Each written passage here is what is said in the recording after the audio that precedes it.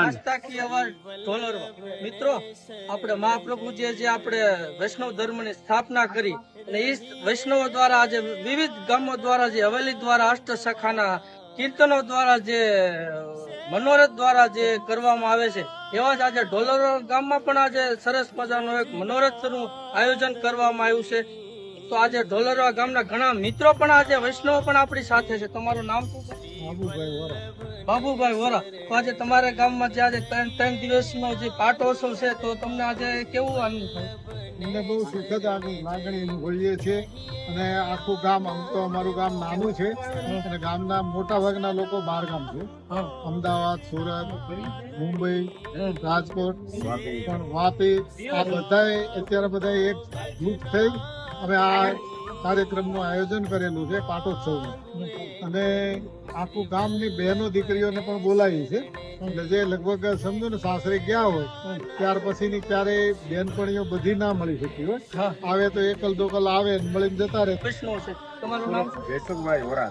જયસુખભાઈ, આજે તમારે ગામમાં સરસ મજાનો આનંદ આયોજન છે આવું પાટોત્સવ, તો તમને કેવો અનુભવ થાય છે? આજે બહુ આનંદ થાય છે. આજે ઢોલરવા આખું પરિવાર ભેગું થયું છે, બેન દીકરીઓ બી આવી છે અને એટલો બધો આનંદ છે કે જે અમારી 15 વર્ષથી આજે હવેલી જે અમારું હવેલી બની હતી એના આજે 15 વર્ષ પૂરા થાય છે અને એના નિમિત્તે અમે પાઠ ઉત્સવનું આયોજન કર્યું અને અમદાવાદ, સુરત, વાપી, બોમ્બે, નવસારી જે કઈ ઢોલરવા પરિવાર અમારું જે કઈ બાર ગામ છે એના તમામ ભાઈઓએ બેન દીકરીઓ સાથ સહકાર આપીને એટલો મન મૂકીને ફાળો આપ્યો છે.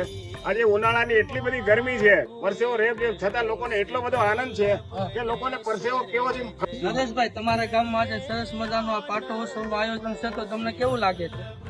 આયોજનમાં તો હું એ વાત કરું કે અમારા ગામમાં જ્યારે આ પાટ ઉત્સવ મનાવવાની લાગણી હતી ત્યારે જે બહાર રહેતા હતા અમદાવાદ ને સુરત, ત્યાં એ વાત મળી એટલે લોકોના મનમાં ત્યારથી જ ઉત્સાહ હતો કે નહીં આપણે ક્યાંક કરવું જ છે.